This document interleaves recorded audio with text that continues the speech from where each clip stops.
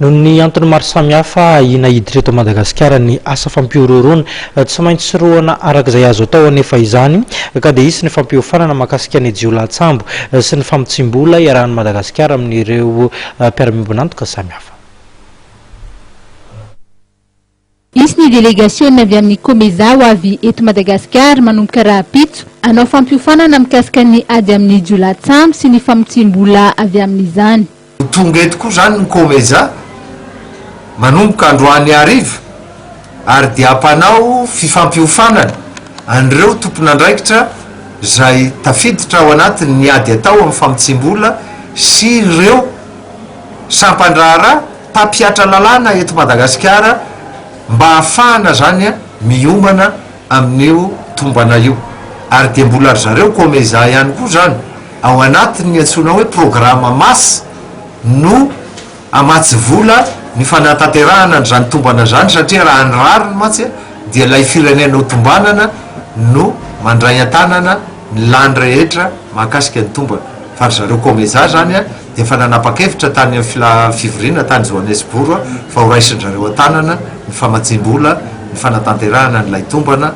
amin'ny Madagasikara. Misy ny ahina amin'ny mety isina fikambanana mpampiorora eto Madagasikara raha nambarany teo anivon'ny sampandraraha malagasy adina amin'ny famotsimbola. Misy atota-taratasy satria fantatrareo moa fa ny anay ato dia miainga amin'ny zavatra mampiay ahy.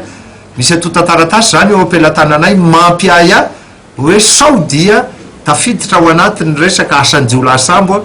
satria ilay heverina hoe ilay famantarana zay hitanay zany dia mampiay ahy hoe sao dia misy ifandraisany amin'ny fikambanana sebab. Fantatrareo moa fa ny sebab zany no anisan'ny fikambanana zay tena manatanteraka ny resaka asan'ny jiolahatsambo aty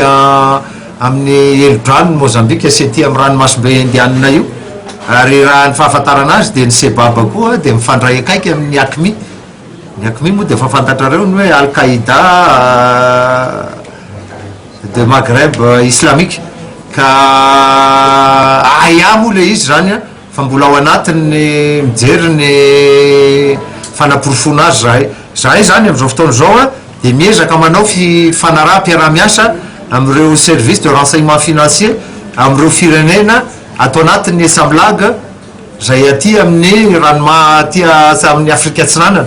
tamin'ny herinandro lasa teo zany dia vita ny fanaraha mpiara-miasa tamin'ny Afrika Tatsimo dia izay heverinay fa zava-dehibe satria izay no ahafahantsika zany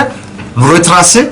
an'ireo vola zay mivezivezy ao anatiny vokatry ny famotsimbola sy ny asan-jiolaha toy izany. Nisongadina ireo nandritra ny fionana tamin'ny mpanao gazety no tanterahany tompon'andraikitra avy amin'ny Samifine izay nitotosaina androany teny 67 hectares.